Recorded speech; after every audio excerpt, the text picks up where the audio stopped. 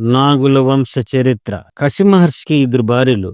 ఒకరు కద్రి, మరి ఒకరు వినతి. కద్రికి సంతానం అంతా 1000 మంది నాగులు ఉంటారని పురాణాలు చెబుతారు. వాళ్ళలో ప్రసిద్ధమైన 8 మంది మహానాగులు ఉన్నారు. వారిని అష్టనాగులు కూడా అంటారు. మొదటిగా ఆదిశేషుడు విష్ణువుకు శయనపీఠముగా పొందినవాడు. విశ్వం పుట్టక ముందు శూన్యమాత్రే ఉన్నప్పుడు ఆ శూన్యాన్ని తొలిత మోసినవాడు ఆదిశేషుడు. అతని అనంత శేషుడు కూడా అంటారు. అనంతమైన బ్రహ్మాండాన్ని మోస్తూ యోగు నిద్రలో ఉన్న విష్ణుమూర్తికి శయనపీఠముగా నిలిచిన రెండోవాడు వాసుకి. శివుడి మెడలో అలంకారంగా ఉండేవాడు. వాసుకి శక్తి రూపంలో సముద్ర మదనంలో మందా పర్వతాన్ని తాడుగా మారి దేవతలకు దానవులకు సహకరించిన మహానాగుడు. వెలువడిన అలాలన్నీ త్రాగిన శివుని మెడలో శాశ్వతంగా స్థిరమైన వాడు.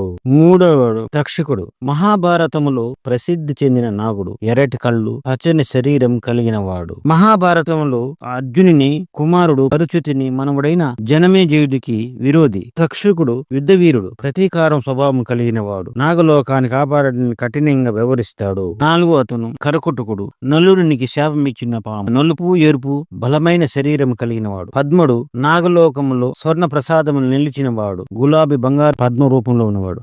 మహాపద్ముడు మంచు పర్వతాల వద్ద నివసించే మహానావుడు. తెల్లని మంచు కాంతితో ఉంటాడు. శంకుడు శంఖాకారం పనమ కలిగిన పాము. సముద్రము నీళ్ళలాగా ఉంటాడు. కులుకుడు కాలతత్వానికి సూచించే పాము. శని గ్రహంతో సంబంధం కలిగినాడు. గాఢ నీలం నలుపు భయానికి కళ్ళు కలిగిన వాడు.